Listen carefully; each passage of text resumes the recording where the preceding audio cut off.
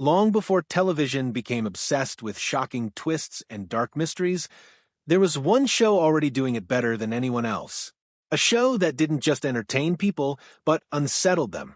It made audiences question human nature, morality, fear, prejudice, and even reality itself. Week after week, viewers willingly stepped into a strange world where nothing was ever quite what it seemed. But hidden among its legendary episodes was one story so controversial that it practically vanished from history.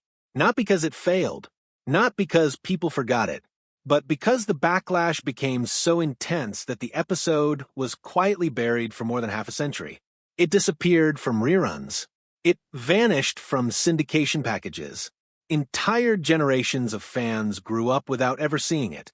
And for decades, many people barely even knew it existed. What could possibly have happened inside a 30-minute television episode that made an entire network treat it like forbidden material? To understand why one chapter became television's lost ghost story, you first have to understand the man who created the world where it lived. When people talk about the greatest television series ever made, one title always rises near the top of the conversation: The Twilight Zone. Debuting in 1959, the series quickly separated itself from everything else on television. At first glance, it looked like science fiction. Strange creatures, mysterious dimensions, time travel, haunted towns, cursed objects, impossible events. But beneath all of that was something much deeper. The show wasn't really about monsters. It was about people. Every episode held up a mirror to humanity. Fear, greed, paranoia, racism, war, loneliness, power, guilt. These were the real villains lurking inside the stories. And the mastermind behind it all was a man named Rod Serling. Serling wasn't just the host viewers saw standing beneath dim lighting with a cigarette in his hand. He was the creative force driving the entire machine. He wrote an enormous portion of the series himself, shaping it into something television audiences had never experienced before. But the reason he created The Twilight Zone in the first place came from frustration. Before the series existed, Serling was already one of television's most respected writers. The problem was that network executives and sponsors constantly interfered with his work. During that era, sponsors held incredible power over television production. If a company didn't like a storyline, it could be changed immediately. Entire themes could disappear overnight. Serling wanted to write about real social issues: racism, violence, corruption, war, human cruelty. But every time he tried, executives softened the message until almost nothing meaningful remained. One experience especially changed him forever. Serling once attempted to write a television drama inspired by a horrifying real-life racist murder. But by the time network censorship finished with the script, the story had been altered so heavily that its original message barely existed anymore. That was the moment Serling realized something brilliant. If television wouldn't allow him to criticize society directly, he would hide those messages inside fantasy. Executives might panic over a story discussing racism in America. But if the exact same story involved aliens on another planet, suddenly nobody seemed to notice. That idea became the foundation for The Twilight Zone. Underneath every strange mystery was social commentary disguised as entertainment, and audiences loved it. The show quickly became famous for its unforgettable twist endings and eerie atmosphere. One week, viewers might watch a lonely traveler wandering through an abandoned town. The next week, they'd see a man trapped in a nightmare aboard an airplane at 20,000 feet. Every episode felt unpredictable, but behind the scenes, creating the series was absolute chaos. Despite its reputation today as a television masterpiece, the show constantly struggled with network support. Ratings weren't always strong enough for executives. Sponsors worried the material was too strange or too intellectual for mainstream audiences. At one point, the series was even canceled. Then something unexpected happened. The replacement program failed so badly that the network suddenly came crawling back, desperate for more episodes. But their solution nearly damaged the show permanently. Executives forced the series to expand from its sharp half-hour format into full hour-long episodes. It sounded harmless. In reality, it was a disaster. The brilliance of the Twilight Zone came from its pacing. The stories were tight, suspenseful, and psychologically intense. Stretching those ideas into longer runtimes weakened many of the episodes and exhausted Serling, who was already overworked beyond belief. By this point, he was practically living inside his typewriter.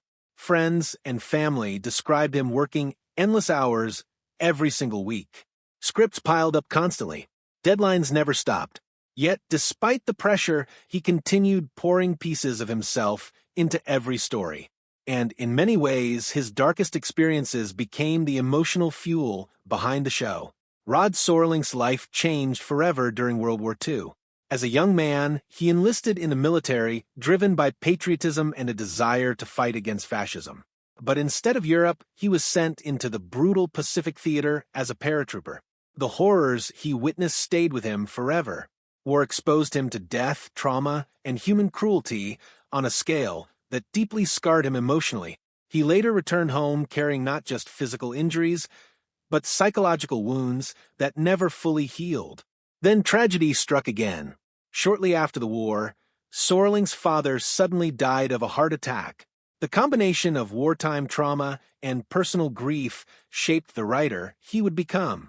So, many Twilight Zone episodes explored fear, guilt, loss, violence, and moral collapse because those themes haunted Serling personally. Even his most fantastical stories often carried emotional truths rooted in pain. Yet people who knew him personally described someone completely different from his serious public image. While audiences saw him as intense and mysterious, friends often remembered him as funny, playful, and energetic. He loved practical jokes. He loved making people laugh. His daughter later explained that despite his crushing workload, he remained deeply devoted to his family.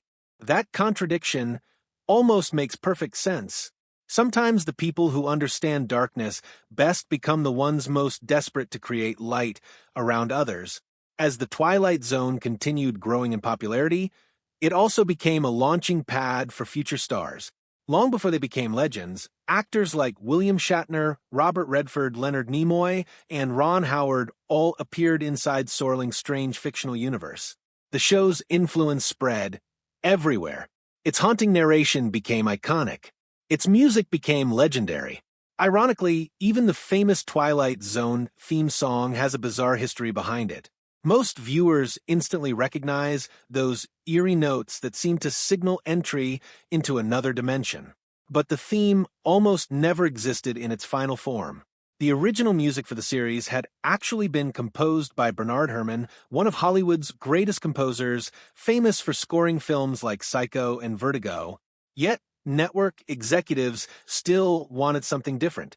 In a bizarre cost-cutting move, CBS executives searched for cheaper music options overseas and eventually discovered pieces composed by a Romanian musician named Marius Constant. Constant reportedly had little idea his work would become one of the most recognizable television themes in history. For years, many viewers didn't even know who created it. That strange combination of accidental genius, budget limitations, and creative improvisation somehow became part of the show's magic. In many ways, the Twilight Zone itself felt like an accident that shouldn't have worked, but it did. And then came one of the most unusual moments in the show's entire history. During the 5th season, the production team faced serious financial trouble. Budgets were shrinking fast, and producers needed solutions. That led them to an extraordinary decision. Instead of creating a brand new episode from scratch, they purchased the rights to an existing French short film titled An Occurrence at Owl Creek Bridge. The film had already won major international awards, including an Academy Award for Best Live-Action Short Film. For a struggling television production, buying the film was dramatically cheaper than producing a new episode themselves.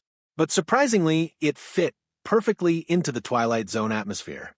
The story followed a Confederate sympathizer during the Civil War who appears to escape execution and desperately attempts to return home. There were no aliens, no robots, no supernatural monsters, Yet the film carried an unsettling dreamlike quality that matched Serling's world beautifully. It explored illusion, desperation, and the fragile line separating reality from fantasy. And that line between reality and illusion would eventually become central to the show's most controversial chapter. Because while most Twilight Zone episodes explored imaginary horrors, one particular story touched a nerve that felt painfully real. By the early 1960s, America was still deeply scarred by the emotional wounds of World War II. Tensions surrounding race, patriotism, and national identity remained incredibly sensitive. Then came an episode called The Encounter. At first, the setup seemed simple. A Japanese-American man named Arthur visits the home of a World War II veteran named Fenton looking for work. The two begin talking inside an attic cluttered with old memories from a war. But sitting in that attic is something deeply symbolic.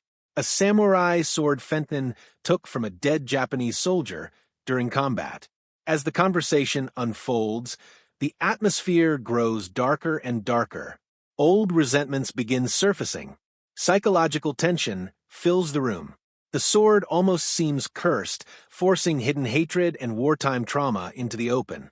What begins as polite conversation slowly transforms into emotional warfare. The episode explored themes of racism, nationalism, guilt, and generational trauma in a brutally direct way. And audiences reacted immediately. Many Japanese-American viewers found the episode deeply offensive, particularly because it implied connections between Japanese Americans and Pearl Harbor betrayal. For families who had already suffered through internment camps and wartime discrimination, the story felt painful and insulting. The backlash became intense enough that CBS took extraordinary action. The network quietly removed the episode from syndication. And there it stayed, for decades. While countless Twilight Zone episodes continued airing endlessly in reruns, The Encounter practically vanished from television history. Many fans never even knew it existed because broadcasters simply stopped including it. The episode became television's hidden ghost. What makes the controversy fascinating is that the episode wasn't trying to celebrate racism or hatred. In many ways, it attempted to criticize the psychological destruction caused by war and prejudice. But intention didn't erase the damage many viewers felt from its portrayal. And that raises a complicated question that still exists today. When does provocative storytelling cross the line into something harmful? Television history is filled with moments like this. Episodes pulled from syndication. Films criticized decades later. Stories re-examined under changing cultural standards. Sometimes art ages badly. Sometimes society changes. And sometimes creators intentionally push audiences into uncomfortable territory because discomfort itself becomes part of the message. The Encounter remains one of the clearest examples of how powerful television can become when it touches unresolved national trauma. Even George Takei, who appeared in the episode long before Star Trek made him famous, later joked about how the controversy essentially erased his residual checks for decades because the episode almost never aired again. But controversy wasn't the only darkness connected to the Twilight Zone franchise. Years later, tragedy struck in horrifying fashion during production of the Twilight Zone movie in 1982.